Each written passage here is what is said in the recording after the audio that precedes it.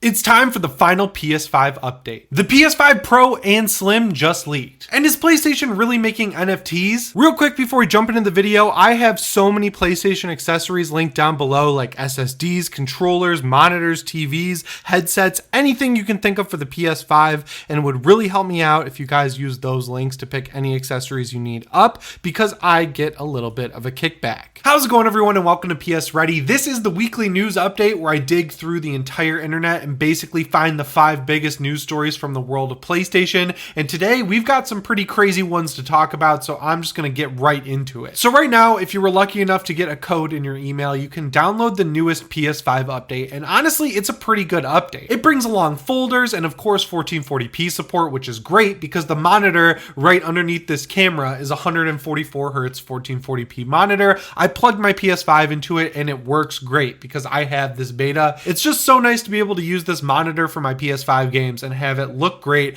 instead of having a 1080p image stretched all the way up to 1440p. It's a 32-inch monitor. It's pretty big. But the saddest thing about this update is honestly Sony is whittling down that list of big features people want to the point where the next PS5 update after this one could very well be the final true update for the PS5. Now obviously after that Sony is going to continue updating the device. You'll get updates probably, 3 or 4 times a year, but they won't have new features generally. Honestly, they might be taking features away like they just did with accolades, features nobody really uses. But of course, the text for these updates will read something like, an improved stability and performance. And it's usually just so they can stop a hack that someone figured out how to do on the PS5. As for what features this final PS5 update could have, of course, we have to have themes. There's no way to change the wallpaper on your PS5, not even the color of the wallpaper like we had back on the PS3. And that's crazy because this is a super powerful device. And if you look at the Xbox side of the fence, they have like motion wallpapers, and they're even working on a way to make your own motion wallpapers. But over on the PS5 side, we get advertised Fortnite all the time, even if we don't even play it. It's super weird. I don't even have Fortnite in my PSN account, and it still advertises Fortnite on my dashboard constantly. The next feature they need as soon as possible, because it's crazy they don't have it, is this Discord integration. I mean, they invested a ton of money into Discord, and the only update we got is now our friends can see what we're playing on our PlayStation on Discord. But over on the Xbox side, you can actually join Discord chats from your Xbox Series X. Now, of course, you need to be in the alpha skip ahead, which is invite only, but that means it's a feature that's going to come to everyone sooner rather than later. So the fact that Xbox, who isn't invested in Discord at all, is going to get these features before the PlayStation 5, presumably, that's crazy. And that's crazy, and I have no idea why that's happening. I know a lot of people want an internet browser on the PS5, and if they are going to do it, it'll come in this final PS5 update. I just personally don't think we're ever going to see a web browser on this device, which is super disappointing because I subscribe to a few different things on Patreon, and a few of the people I subscribe to only upload their videos that you get for paying for them to Patreon. So on my Xbox Series X, it has desktop Microsoft Edge, so I can go on that website, patreon.com, find my subscription and watch those videos there on my TV. On the PlayStation side, it's irritating that I have no way to do this because my PlayStation is my main console and I'd like everything to be there. It's just irritating that they don't have these apps that Xbox has, on top of the fact that Xbox also has desktop Edge built into the console. We need something here. I just personally, again, don't think they're going to do it because the web browser is how every PlayStation console gets hacked. From the PSP to the PS3 to the PS Vita, all of these devices have been hacked in some way by using the web browser, and it extends outside of Sony. But Sony is really resistant to being hacked because obviously with the PSP, people were able to hack that thing wide open and just install any game they wanted onto it. You could also do that for a long time with the PS3. Even the PS Vita has had a hack like that. So Sony, knowing that the hacks usually happen through the web browser, or at least make these hacks easier, I can kind of see why they've been resistant to putting a web browser on the PlayStation 5. Also, they probably looked at the data and said, man, no one really even uses their console's web browser. I mean, even I, with my Patreon use case, that's super niche, and I don't think a lot of other people are doing that on their Series X. So yeah, I can kind of see why Sony wouldn't want to do the web browser. I just know people kind of want it. I see it in the comments all the time. So that would be a cool thing to include in this final PS5 update. And if they really want to do something cool, they could steal Quick Resume from the Xbox Series X, but actually make it work. This was like the coolest feature ever when the Xbox was announced. I got to announce the console with Austin Evans, which was a really cool experience, but they were showing us Quick Resume at the time, how you could save multiple 360, Xbox, Xbox One, and Series X games, like save state them, and it would remember even if the console was unplugged. So when you booted that game up again, you would be exactly where you left off. Now, I've actually tried this out with a couple games, like the HD collection of Kingdom Hearts. I was playing through Kingdom Hearts 1. It was actually really cool to be able to bounce between that and Destiny 2 and a couple other games, but always come back to exactly where I was in Kingdom Hearts. But Destiny 2 is where that feature really fell apart quick because it's an online game, so it would really break the game if I ever used quick resume. And it got so annoying that I was always just quitting the app instead of using that feature. And now it looks like Xbox has completely abandoned it because there's news stories all the time about it breaking with so many games. So I like to see a way for Sony to get this feature in some way and also just do it right. As far as a big final PS5 update goes though, those are the only things I can really think of. I've seen some other stuff in articles, like they want to be able to play music over every game because some games like The Last of Us Part 2 block it. Like if you're logged into Spotify or Apple Music, you can't actually play that music over The Last of Us Part 2, which is kind of weird, I will admit, but honestly, it's never really been an issue for me. Next up, we got to talk about NFTs because PlayStation apparently can't get these things off of their minds. So we actually heard about these kind of recently with the PlayStation Stars program, which is like a rewards program for the PlayStation Store, kind of akin to Microsoft Rewards, but honestly a little bit worse. There was some verbiage in the announcement that basically made it seem like you'd be able to earn NFTs like stickers or digital items of characters that were going to have value associated to them in some way. And then Sony came out and said, no, these are not NFTs, they're just stickers. It's nothing crazy like that. But now they are looking into doing NFTs, and there's like ironclad proof. So when PlayStation does live events like PlayStation Experience, for example, which was the coolest convention ever, and I hope they bring it back at some point, they would make you download an app, and there were like cool quests you could do at the event, like by playing games, you would unlock a quest, or like going to panels or visiting the store there, stuff like that. They also gave you playing cards, which were pretty cool, and you could construct a whole deck of playing cards with a bunch of different PlayStation characters. I still have my deck of cards. It's pretty cool. I got the entire thing completed. It was a great experience overall. They're still using these apps though at live events like Evo, which just happened over the weekend,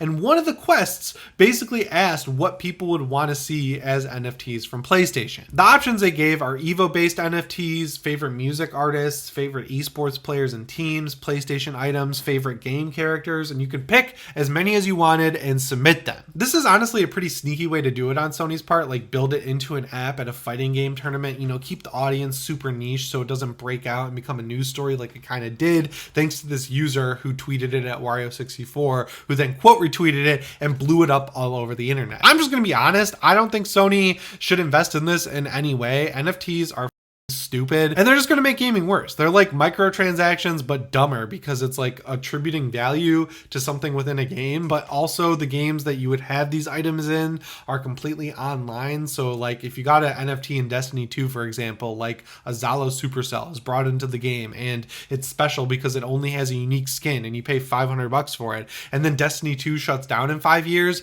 like that gun is just gone forever and you wasted your money. It's just a microtransaction and it's stupid. Obviously Sony, Square Enix, and Ubisoft have started to like look into this because they want to see if people are dumb enough to spend money on it. Thankfully, it seems like the reaction to NFTs across the board, except for like a very small group of people who are convinced that these things actually have value, has been largely negative. Ubisoft had Ubisoft Quartz, which was like you could get NFT guns and armor in Ghost Recon Breakpoint, and people obviously hated that. So overall, the reaction has been completely negative, and I get why I guess Sony is researching this, but I think it's stupid that they don't have an option to write your own like other like a suggestion, which mine would be don't do this at all. This is dumb. Why are you looking into NFTs? Move on and do something cool with your games. But speaking of games that I'm surprised haven't incorporated NFTs in any way, it's time to talk about Modern Warfare 2. So even though Xbox is looking at buying Activision and thus the Call of Duty brand as a whole, they still have agreements with PlayStation where there's exclusivity and stuff, and one of those agreements is for the beta for Modern Warfare 2. So the early access PlayStation exclusive beta starts September 17th, and I guess you would get that through pre-ordering starting the game. And then the open beta for PlayStation users is September 19th through 20th. And then on September 25th and 26th, the beta opens up for everyone.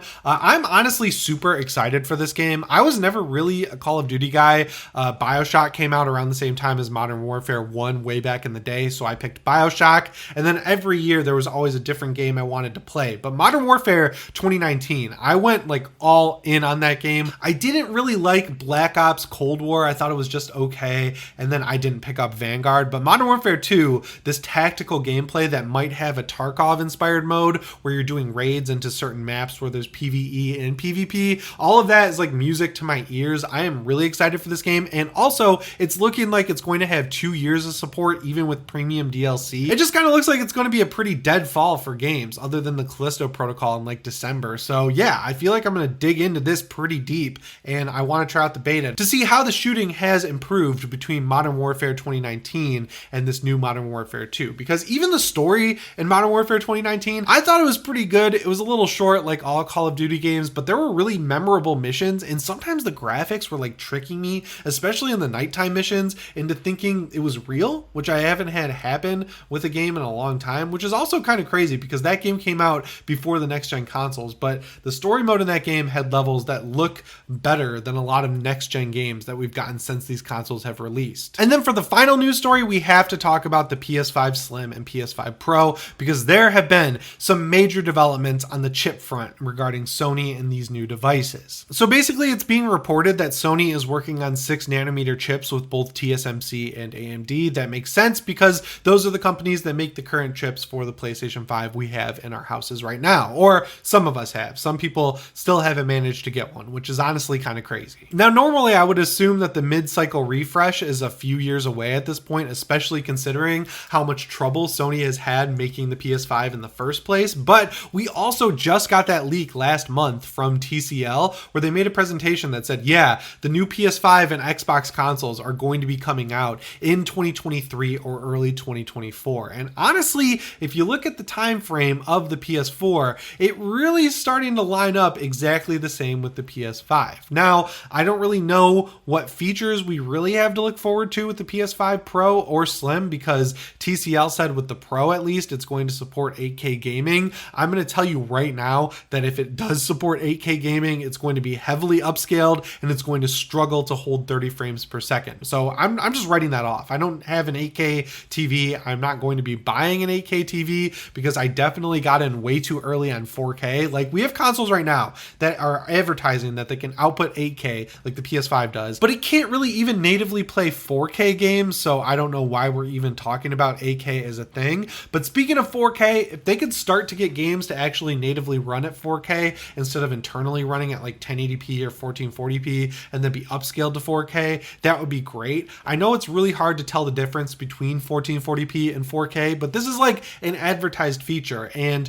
I would really like to see it going forward because we're paying $500 at least for these consoles. We need to get some advancements over like 1080p 60 and 4K 30. Also, knowing now that the PS5 supports 1440p, I'd like to see with a Pro or at least the Slim that 60 frames per second threshold bumped up a bit. Look, Dying Light 2 is a great looking game. There is no reason that game should need to be 1080p to run at 60 frames per second, and I really hope now that we got an update for the PS5 that allows 1440p, they update it to run at 1440p 60, because my gaming laptop, I have no trouble running this game maxed out basically at all ultra settings using DLSS at 1440p, and this is a laptop. So if this thing can handle that, I think my PS5 should be able to handle that resolution at that frame rate just fine. Also, we know we're probably getting a DualSense Pro by the end of this year, so it really does make a lot of sense for them to introduce a DualSense Pro at the end of this year, and then in the middle or beginning of next year, we get the PSVR 2, and then at the end of next year, they announce the Slim and the PS5 Pro,